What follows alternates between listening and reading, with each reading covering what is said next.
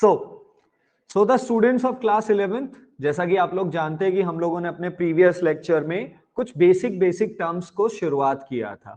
Okay, तो अब उसे जल्दी से एक बार दोबारा से देख लेते हैं। ओके, तो एक बार मैं सारी टर्म्स को एक बार दोबारा से रिपीट करने जा रहा हूं। We are going to recall everything, we are going to recall all the definition with in next 2 to 3 minutes। So let's go with the previous slide जो हम लोगों ने प्रीवियस लेक्चर में डील किया था। So in the previous lecture what we learn, quickly एक बार देखते हैं, that whenever the heat is supplied to any body, that heat is being utilized और that heat can be process in the 3 ways। उस heat के साथ 3 तरीके से प्रोसेस किया जा सकता है। नंबर 1 उसका रिफ्लेक्टेंस हो सकता है, नंबर 2 उसका एब्जॉर्प्टेंस हो सकता है, नंबर 3 उसका ट्रांसमिटेंस हो सकता है। We define all the terms, हमने absorptance, reflectance और transmittance को define किया। Then we go with the addition of all of them, we try to add all of them कि चलिए reflectance, transmittance और absorptance को add करके देखते हैं। And after adding we got an important result that the sum of reflectance, transmittance and absorptance is always equal to 1। Okay, now there are some special cases that we discuss। Case number 1, if there is no transmittance, अगर यहाँ पे कोई transmittance नहीं होता है, if there is no transmittance, that in that case reflectance plus absorptance would be 1। तो हमारा reflectance is equal to 1 minus absorptance, ये हमने सीखा। और जो सबसे इंपॉर्टेंट चीज हमने सीखी, if the body does not contain transmittance and does not contain reflectance, that body will absorb 100%। And जिस बॉडी ने एब्जॉर्प्शन 100% रखा है, मतलब maximum to maximum, we call that body as a black body. और जो बिल्कुल 100% करेगा हम उसे बुलाएंगे perfect black body. Okay, then we discuss the 2 basic terms। That first term was the absorptive power, which is defined as the ratio of the heat absorbed to the total heat incident in a given interval of time। So this is the absorptive power। Then we discuss the emissive power। Emissive power means at a given temperature for a given wavelength, मतलब किसी particular temperature पर किसी particular wavelength जब भी आपने fall करवाई, तो how much amount of energy radiated per unit area per unit time। Unit area से यूनिट टाइम में कितनी एनर्जी रेडिएट कर रहे हैं, this is called as emissive power. आपका एक्सप्रेशन और आपका फॉर्मूला आपके सामने है, energy release per unit area per unit time. But ये किसी भी बॉडी के लिए था, ठीक है। अब अगर हमारी बॉडी परफेक्ट ब्लैक बॉडी हुई, कैसी हुई, परफेक्ट ब्लैक बॉडी हुई, तो उसका अपना एक एमिसिव पावर होगा। तो परफेक्ट ब्लैक बॉडी भी वही करेगी, energy release per unit area per unit time.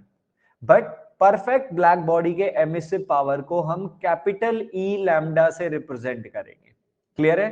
तो small E lambda represent emissive power for any body, जो इस बॉडी के पास थोड़ा बहुत भी एब्जॉर्प्शन कैरेक्टर है, अगर वो एब्जॉर्प्शन करेगा तो वो एमिशन भी दिखाएगा। और capital E lambda represents the emissive power for perfect black body. And then we have the final word, the emissivity. Emissivity, it is the ratio of emissive power of any body। भाई किसी भी body का emissive power क्या है? Let us compare the emissive power of any body with the emissive power of perfect black body। देखो ये comparison हमेशा चलता आया। जब भी आप ये कहते हैं okay copper is a good conductor, for example हम जब कॉपर को अच्छा कंडक्टर बुलाते हैं तो वो कितना अच्छा है उसका कंपैरिजन होना चाहिए किसके साथ? बेस्ट के साथ। जो कि हमारा बेस्ट कंडक्टर है सिल्वर। आपकी क्लासरूम में भी अगर हम कंपैरिजन में आ जाए, that when some teacher says बेटा you scored 80%, but teacher is saying बेटा 80% is not good, how you can say that 80% अच्छा नहीं है? दैट कि आपने 80% लिया बट उस 80% को आई थिंक आपके क्लास के टॉपर के साथ कंपेयर किया जाता है, तब फिर आप कंपैरिजन में कहते हो ओ 80% तो अच्छा नहीं है। अब इमेजिन दैट कि आपका टॉपर ही 82% पे और आप 80% पे हो, तब तो वो 80% अच्छा हो गया, है ना। और अगर टॉपर मान लीजिए फॉर एग्जांपल 95% है और आपके पास 80% है, तो आप कहेंगे no that is the not good score. So हमेशा है ना, जब भी किसी चीज की कोई प्रॉपर्टी पढ़ी जाती है ना, उसकी एबिलिटी कितनी है, उसके पास पावर कितनी है, तो हम यहाँ पे बॉडी की एमिसिव पावर को पढ़ रहे हैं। तो हमें उसे एक ऐसे एमिसिव पावर के साथ कंपेयर करना पड़ेगा जो सबसे बेस्ट है, और वो है किसकी? परफेक्ट ब्लैक बॉडी की। So the ratio of emissive power of any body to the emissive power of perfect black body को ही क्या बुलाते हैं? एमिसिविटी, यूनिटलेस, डायमेंशनलेस और कुछ पर्टिकुलर पॉइंट। डन है? तो let's start with the today's lecture. So we have spent 4 to 5 minutes for the previous.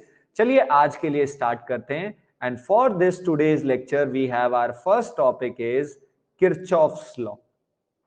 Okay, Kirchhoff was the name of the scientist who has given a law. What does Kirchhoff law state? So there are 2 to 3 laws जो आज हम लोग पढ़ने वाले हैं, और हम इन 3 पे बिल्कुल फोकस करेंगे। And after this lecture we will do the numerical on these 3 lectures. तो चलिए Kirchhoff लॉ के बारे में बात करते हैं। So the Kirchhoff law says that the ratio of emissive power, ratio of what? Emissive power. What is the symbol for emissive power? E lambda. To the absorptive power. Absorptive power. What is A lambda? Okay, is always constant. ये हमारे लिए हमारा Kirchhoff law का statement है। Kirchhoff law ये कहता है कि किसी भी बॉडी का, ये किसी भी बॉडी के लिए काम कर सकता है। For any body the ratio of emissive power, यानी उस बॉडी की एमिसिव पावर कितनी है। एमिसिव पावर क्या होती है भाई? Emissive power means how much energy that body is releasing in unit area from the unit area in a unit time to the absorptive power. तो उस बॉडी के पास अपनी एब्जॉर्प्टिव पावर होगी, तभी तो उसके पास अपनी एमिसिव पावर है। तो Kirchhoff law says this ratio for any body is always constant, यानी हर बॉडी के लिए उसकी एमिसिव पावर टू द उसकी एब्जॉर्प्टिव पावर का ratio is always constant. But statement यहां पे खत्म नहीं हुआ है, स्टेटमेंट आगे कंटिन्यू है। Continue states which is equal to emissive power, which is equal to, ध्यान से देखेंगे, which is equal to the emissive power of perfect black body। ये चीज भी उन्हें आगे जाके पता चली कि 2 चीजें हैं किरचॉफ लॉ के स्टेटमेंट में जो हमें समझनी है। The first thing, the ratio of emissive power to the absorptive power of any body is always constant, और ये चीज इक्वल होगी emissive power of perfect black body के। तो that whole makes the Kirchhoff law कि किसी भी body का emissive power to the absorptive power हमेशा constant रहता है, और वही emissive power to the absorptive power किसी भी बॉडी का रेशियो वो perfect black body के emissive power के इक्वल होगा। Am I clear? This is the Kirchhoff law statement. चलिए इस स्टेटमेंट को थोड़ा सा रीमॉडिफाई और कर लेते हैं। So we got E lambda by A lambda is equal to capital E lambda, यानी emissive power of any body to the absorptive power of any body is equal to emissive power of perfect black body. Let us cross multiply them. E lambda को denominator में लेके आ जाते हैं and A lambda को numerator में लेके चले जाते हैं। ठीक है, so that would be E lambda divided by A lambda. Okay, I think हमने modify कर लिया। Now everyone look it very carefully, ध्यान से देखेंगे। What is this E lambda by capital E lambda? The ratio of emissive power of any body to the ratio of emissive power of perfect black body। इसे ही तो क्या बुलाते हैं? Emissivity, जो कि न्यूमेरिकली किसके इक्वल मिला? Absorptive power of any body. तो आई थिंक हम किरचॉफ लॉ को एक और स्टेटमेंट दे सकते हैं, द स्टेटमेंट नंबर 2, यानी we can say it may also state that emissivity, ये क्या कहेगा? It says that emissivity of any body is numerically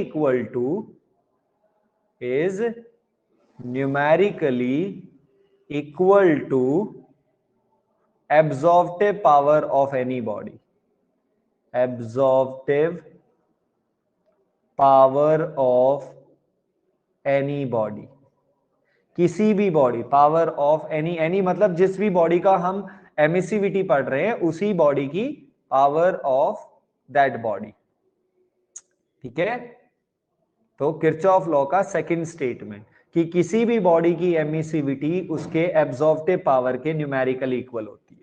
यानी अब क्या रिजल्ट सीखने को मिला कि अगर आपसे कोई ये पूछे what is the emissivity of this XYZ body, कोई भी XYZ बॉडी है उसका एमिसिविटी कितना है, एमिसिविटी वो हम लोग ऑलरेडी पढ़ चुके हैं, ratio of emissive power of the body to the ratio of emissive power of perfect black body. तो किसी भी बॉडी का एमिसिविटी कितना होगा, जितना उस बॉडी का एब्जॉर्प्टिव पावर होगा।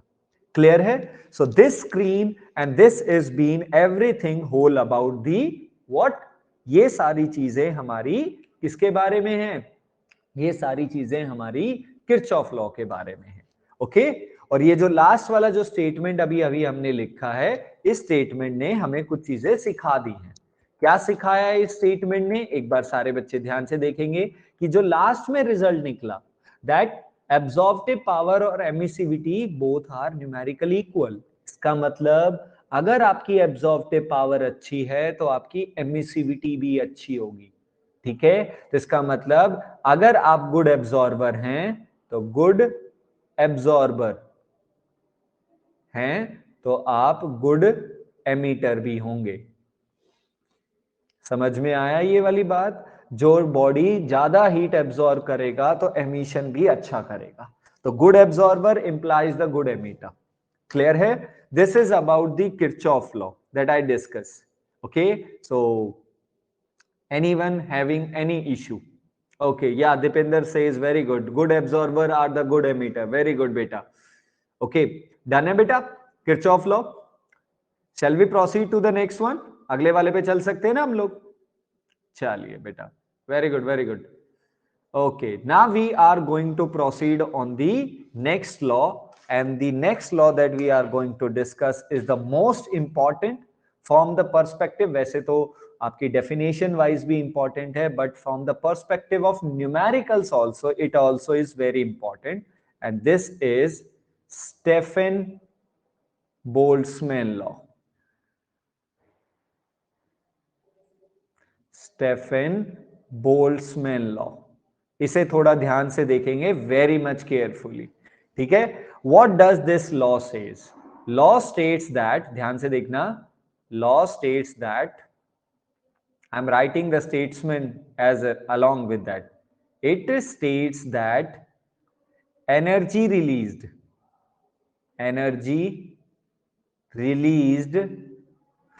per unit area per unit time. Okay, energy release per unit area per unit time is directly proportional to 4 power of absolute temperature of body. Clear हुआ? क्या कहता है कि आपने कितनी एनर्जी रिलीज की यूनिट एरिया से यूनिट टाइम में, वो डायरेक्टली प्रोपोर्शनल होगी उस बॉडी के टेम्परेचर की पावर 4 पे। Okay, so let us represent that energy release per unit area per unit time. तो इसे कंप्लीटली को ई से रिप्रेजेंट करते हैं। दैट ई क्या रिप्रेजेंट कर रहा है? ध्यान से, E is not representing energy release. मैं फिर से क्लियर करता हूं, यहां पे बच्चे कंफ्यूज होते हैं। E is representing energy release per unit area per unit time, and it is being directly proportional to 4th power of temperature. Okay, E का मतलब यहां पे एनर्जी नहीं है, E का मतलब एनर्जी फ्लो या energy release per unit area per unit time. When this proportionality sign remove a constant sigma come, जब ये proportionality sign हटेगा तो एक constant आएगा sigma, and this sigma is called as Stefan Boltzmann constant. We call this Stefan Boltzmann constant, whose numerical value is, please आप लोग याद रखेंगे, 5.67 into 10 power minus 8. ओके इसकी एसआई यूनिट आप लोग बना सकते हैं। एसआई यूनिट हमारे पास यहाँ पे अगर हम सिग्मा का फॉर्मूला बनाएं तो formula for the sigma is E by T की पावर 4। अब E क्या है? E is not the energy. E is the energy released per unit area per unit time. Means E की यूनिट जूल पर सेकेंड पर metre square और divide में temperature की power 4 है तो केल्विन की power 4। So what is the value? What is that universal value? And it is a universal constant. Please, I am just explaining you. ये हमारा universal constant है, इसकी वैल्यू बार बार नहीं बदलेगा। तो सिग्मा की वैल्यू इज 5.67 इंटू 10 की power -8 joule per second metre square और केल्विन की पावर 4। और ये चीज हम लोग एक बार पहले भी जा चुके हैं। जूल पर सेकेंड को हम लोग एक नया नाम देते हैं वॉट, तो it can also be watt meter square kelvin की पावर 4 है ना। और अगर इसे सीजीएस में करना है, सीजीएस में in CGS system the value for the sigma is 5.67 into 10 की पावर -5। ये जो जूल है ये कन्वर्ट हो जाएगा किसमें? अर्ग में। ओके सीजीएस में सेकंड में and metre is centimetre square और टेम्परेचर को हम लोग केल्विन में ही रखते हैं। ठीक है, so in CGS version it would be 5.67 into 10 की पावर -5। क्लियर है? ओके तो यहां से हमारे पास स्टेफन बोल्ट्जमैन लॉ मिल गया। लॉ तो हमारे पास मिल गया बट अब हम इसे अपने न्यूमेरिकल्स के लिए थोड़ा ज्यादा मॉडिफाई करने वाले हैं। ओके तो न्यूमेरिकल्स के लिए चलिए मॉडिफाई करना शुरू करते हैं and the statement is E is equal to sigma T की पावर 4। पहले तो इस चीज को देखना शुरू कर देते हैं। ठीक है, तो how much energy that you are going to release, so heat energy जो आप लोगों ने एमिट की, और ये जो हम एमिशन की बात कर रहे हैं ये एमिशन की बात कर रहे हैं किसके लिए? मैं यहां पे लिख देता हूं फॉर परफेक्ट ब्लैक बॉडी। किसके लिए बात कर रहे हैं? Perfect black body. देखो अब तक जो हम लोग ब्लैक बॉडी में एमिशन देख रहे थे तो उसके लिए हमने टेम्परेचर को कांस्टेंट रखा था। अब हम टेम्परेचर को वेरी करेंगे तो डेफिनेटली ब्लैक बॉडी का एमिशन भी ज्यादा होगा, एनर्जी रिलीज भी ज्यादा होगी।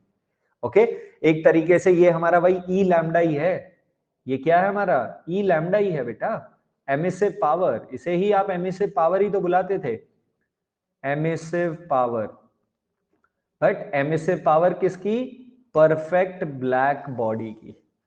ठीक है, तो चलिए इसे थोड़ा सा मॉडिफाई करना शुरू करते हैं।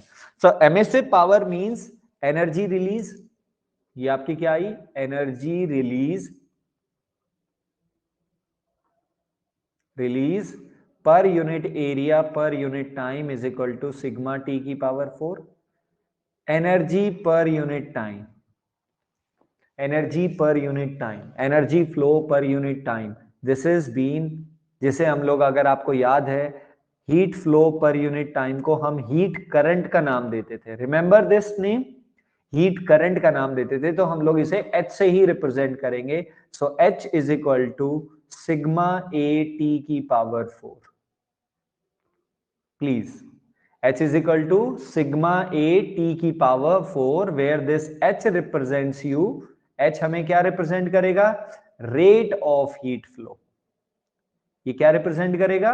रेट ऑफ हीट फ्लो, जिसे आप हीट करंट भी बुला सकते हो। रेट ऑफ हीट फ्लो या रेट ऑफ एनर्जी फ्लो, वो आप कैसे भी लिख लीजिए, नो प्रॉब्लम।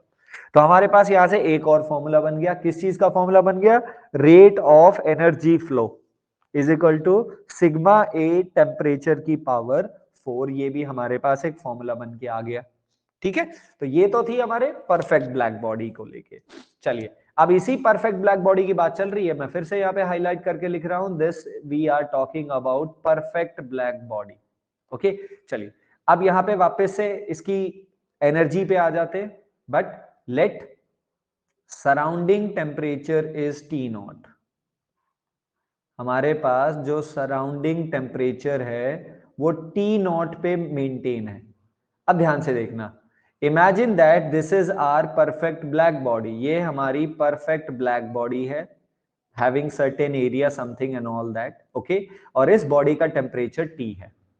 तो अगर इस बॉडी का टेम्परेचर T है तो ये बॉडी कुछ एनर्जी रिलीज करने वाला है। So energy release per unit area per unit time is sigma T की पावर 4। इतना एनर्जी यूनिट एरिया से यूनिट टाइम में वो रिलीज करेगा। But there is something, that something is कि सराउंडिंग का भी अपना एक टेम्परेचर है। अब सराउंडिंग का टेम्परेचर है तो डेफिनेटली सराउंडिंग में हीट है, और सराउंडिंग में हीट है तो perfect black body good absorber होता है ना, तो ये कुछ एनर्जी एब्जॉर्ब करेगा। Okay, so this E represent, ये जो ग्रीन वाला ई है ये रिप्रेजेंट कर रहा है क्या, एनर्जी एब्जॉर्ब। क्या रिप्रेजेंट करेगा, energy absorbed per unit area per unit time. J की कितना होगा, सिग्मा टी नॉट की पावर 4। तो आपने कुछ एब्जॉर्ब की, आपने कुछ रिलीज की, और अगर ऐसा है तो अब आप लोगों ने नेट एनर्जी रिलीज या नेट स्टेफन लॉ, अब आपके पास क्या होगा, so net energy release per unit area per unit time कितनी होगी सर, जितनी हम लोगों ने रिलीज की थी ब्लैक बॉडी ने माइनस जितनी उसने एब्जॉर्ब की। समझ रहे हो, ये ई है, इसे ई डैश मान लेते हैं, ठीक है, या फिर आप इसे अलग अलग नाम, एक को ई डबल डैश ले लो, एक को ई डैश ले लो, तो ई डबल डैश माइनस ई डैश। तो हमारी net energy release per unit area per unit time कितनी होगी, सिग्मा टी की power 4 minus sigma T naught की पावर 4। तो energy release per unit area per unit time कितना, टेम्परेचर की power 4 minus surrounding का टेम्परेचर की power 4। So this would be also use at the formula, और you can से the modified version of the Kirchhoff law. हम लोग, sorry my mistake, Stefan law के modified version के form में भी जा सकते हैं, बट ये फॉर्मूला और ये एक्सप्रेशन हमें तब यूटिलाइज करना है when we have surrounding temperature, जब हमारे पास कौन सा हो, सराउंडिंग का टेम्परेचर हो। अगर सराउंडिंग का टेम्परेचर नहीं मेंशन है तो आप उसे एज यूजुअल सिग्मा टी की पावर 4 में लेके जा सकते हैं। और एक और चीज हमने पढ़ी, रेट ऑफ हीट फ्लो या rate of heat energy flow हम लोगों ने देखा, ठीक है। तो ये सारी स्टोरी थी किसके लिए, जब हमारी बॉडी परफेक्ट ब्लैक बॉडी हो। तो अब तक तो ये परफेक्ट ब्लैक बॉडी थी। अब अगर आपकी बॉडी कोई भी पर्टिकुलर रैंडम बॉडी हो जो भी हमारे सराउंडिंग में हो, ठीक है, सो फॉर एनी बॉडी, तो किसी भी बॉडी के लिए क्या होगा, एनर्जी रिलीज, वही चीज पढ़ने जा रहे हैं, एनर्जी रिलीज्ड पर unit area per unit time. Okay, तो यहां पे आ जाएगा sigma, sorry efficient sigma T की पावर 4। ओके, तो ये कितना, ये क्या है, इसका मतलब आप सब जानते हो एमिसिविटी। ये क्या है, एमिसिविटी है, जिसकी वैल्यू कितनी होती है, 0 से ग्रेटर होती है और 1 से लेस होती है, जो कि हम लोगों ने अपने प्रीवियस लेक्चर में। हाँ, अगर ये परफेक्ट ब्लैक बॉडी है, अगर ये, मैं यहां पे फिर से लिख देता हूं, if it is perfect black body, so perfect black body के लिए एमिसिविटी कितनी होगी बेटा जी, दैट वुड बी 1। और अगर ये 1 हो जाता है तो हमारा फॉर्मूला एज इट इज रह जाएगा। तो इसका मतलब ये हुआ कि अगर हम किसी रैंडम बॉडी को पढ़ने जा रहे हैं तो हमारा फॉर्मूला क्या बन गया, energy release per unit area per unit time for any body is equal to emissivity multiply with Boltzmann constant, Stefan Boltzmann constant, temperature की पावर 4। ठीक है, अगर हमारे पास, यहीं से हम लोग रेट ऑफ हीट करंट का भी फॉर्मूला बना सकते हैं, उसमें एमिसिविटी से मल्टीप्लाई कर देना, बाकी story line as it is है। आई होप आप मेरे पॉइंट को समझ पा रहे हैं।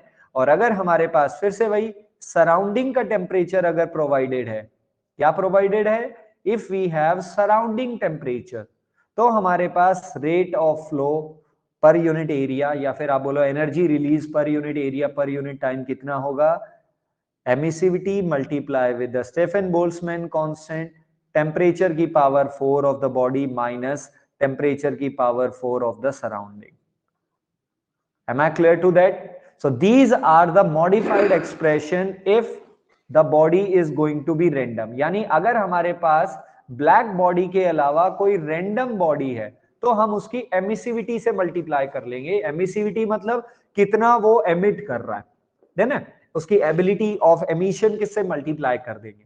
और अगर वो परफेक्ट ब्लैक बॉडी है तो आप ये भी फॉर्मूला याद रख सकते हो, आप तो ये याद रख लीजिए। और अगर परफेक्ट ब्लैक बॉडी है तो एमिसिविटी 1 हो जाएगी, तो आपका फॉर्मूला एज यूजुअल वही बच जाएंगे जो हम लोगों के परफेक्ट ब्लैक बॉडी के लिए थे।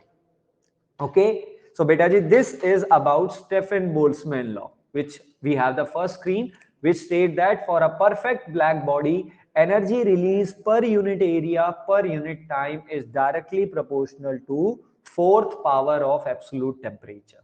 डन है, जहां पे हमारे पास स्टेफन बोल्ट्जमैन के कांस्टेंट के हमारे पास हमारे रिलेशन भी हैं, और सॉरी वैल्यू भी हमारे पास आ गई। Joule per second metre square kelvin की पावर 4, और जूल पर सेकंड को आप वॉट भी ले सकते हो। Okay, after this we have this, हम लोगों ने परफेक्ट ब्लैक बॉडी के लिए अपने फॉर्मूलेज मॉडिफाई किए जब हमने सराउंडिंग का टेम्परेचर इंक्लूड किया, रेट ऑफ एनर्जी फ्लो भी पढ़ा और नॉर्मल भी पढ़ा, और उसके बाद हम लोगों ने अपने स्टेफन बोल्ट्जमैन लॉ को किसी रैंडम बॉडी के लिए भी मॉडिफाई करके भी स्टडी किया, जो हमारे लिए यहां पे अवेलेबल था। क्लियर है? यहां तक की स्टोरी लाइन प्लीज डन है? Okay, any issue till here please, anyone? आप बता सकते हैं यहां तक की स्टोरी लाइन डन है बेटा जी? Absolutely, very good very good very good. Okay, so in this lecture we have just our last and final law, जिसको अभी हम लोग स्टडी करने जा रहे हैं, and it would not take that much long time, and that law is Wien's displacement law. Please, the law is Wien's displacement law. Wien's displacement law. Okay, चलिए इस पे काम करना शुरू करते हैं। तो law states that the wavelength of emission, the wavelength of emission, जो अभी हम लोग एमिशन करवा रहे थे, एमिशन क्यों करवा रहे थे? क्योंकि हम लोग किसी वेवलेंथ को, किसी रेडिएशन को एब्जॉर्ब कर रहे थे। तो now he says that wavelength of emission जो हम लोगों ने एमिट की है, ओके ओके, तो मैक्सिमम जो भी हम लोग एमिट करने वाले हैं, that would be inversely proportional to the absolute temperature of body. Absolute temperature of body. अगर बॉडी का टेम्परेचर ज्यादा है तो जो वेवलेंथ, जो रेडिएशन आप एमिट कर रहे हो, वो रेडिएशन की वेवलेंथ कम होगी। यानी लैम्डा एम, मैक्सिमम एमिशन का wavelength is been inversely proportional to the temperature. This is Wien displacement law, simple, easy, no complications. When this proportionality sign removes, a constant small b comes. जब ये proportionality sign हटता है तो यहां पे constant आता है small b, and this small b is called as Wien's displacement constant. इसे हम लोग क्या बुलाएंगे? वेन्स डिस्प्लेसमेंट कांस्टेंट, जिसका न्यूमेरिकल वैल्यू आप लोग याद रखेंगे। The numerical value is 2.9 into 10 की पावर -3 metre kelvin. Okay, metre kelvin, क्योंकि यहां से b का फॉर्मूला हम बना सकते हैं, b is equal to lambda into T बन जाएगा। Okay, this is been the Wien displacement. Clear है? ये हमारे लिए सिंपल है। यानी ये स्टोरी ये कहती है कि अगर आपका टेम्परेचर अलग अलग है तो जो वेवलेंथ आप एमिट कर रहे हो वो भी अलग अलग होगी। और ये हम लोग अपनी डेली लाइफ में देखते हैं। फायर को सबने देखा हुआ है। जब भी आप फायर को देखते हैं, अलग अलग फ्यूल से जलाते हैं। जैसे आप पेपर बर्न करते हो, तो पेपर को जलाते हो तो फायर का कलर कुछ अलग होता है, वुड को जलाते हैं तो कुछ अलग होता है। उसके बाद जो आपके घर पे एलपीजीज वगैरह हैं, उन्हें अगर आप बर्न करते हो तो कलर कुछ और होता है। क्यों? क्योंकि हर मटेरियल को जो जलने के बाद जो एनर्जी रिलीज करता है, जिसे हम कैलोरीफिक वैल्यू बुलाते हैं, वो अलग अलग है। कागज की अलग है, वुड की अलग है, एलपीजी की अलग है। ठीक है? अब अगर कैलोरीफिक वैल्यू यानी अमाउंट ऑफ हीट अगर वो अलग अलग रिलीज कर रहा है, तो इसका मतलब वो उसका टेम्परेचर भी अलग अलग होगा, इसलिए उनके कलर भी अलग अलग आते हैं। ठीक है? और यही एक रीजन है जो आपके सन को ऑल डिफरेंट कलर्स देता है।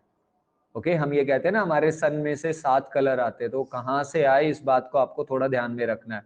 ये 7 के 7 कलर्स आपके because of that heat temperature. Sun का टेम्परेचर अलग अलग जगह पे डिफरेंट है बेटा। वेन डिस्प्लेसमेंट लॉ, लैम्डा भी अलग अलग होगा। क्लियर है? सो आज हम लोगों ने यहाँ पे कितने लॉज, 3 लॉज को एनालाइज किया. एक बार जल्दी से क्विकली एक बार रिकॉल कर लेते हैं. The first law was the Kirchhoff law which states that the ratio of emissive power to the absorptive power of the body is always constant, which is equal to the emissive power of perfect black body. ठीक है.